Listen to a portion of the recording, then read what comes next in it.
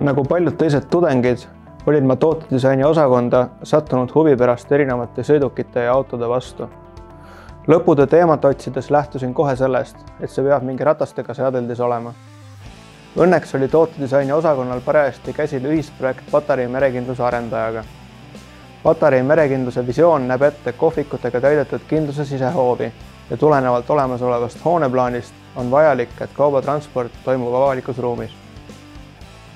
Sellest tuli ka tellijapoolne soov, kaubatranspordi lahendus Patarei merekindluse kompleksile.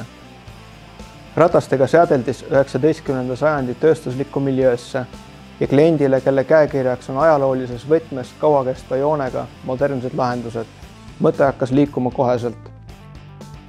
Esmalt töötasin läbi erinevad uuringud raskuste tõstmise ja teisaldamisega seotud ergonoomika kohta. Tutvusin toitlustustööstuse ja toidutranspordi argipäevaga, millised pakendid, raskused, kui tihti, millised on jäätmed ja nii edasi. Otsisin välja lähimad analoogid, lahendused, mis sama või sarnast funktsiooni täidavad. Sellest tulenesid peaaegu kõik olulised parameetrid ja mõõtmed. Kasutuskeskkond tingis suuresti ka materjalid, mida kasutada võiks.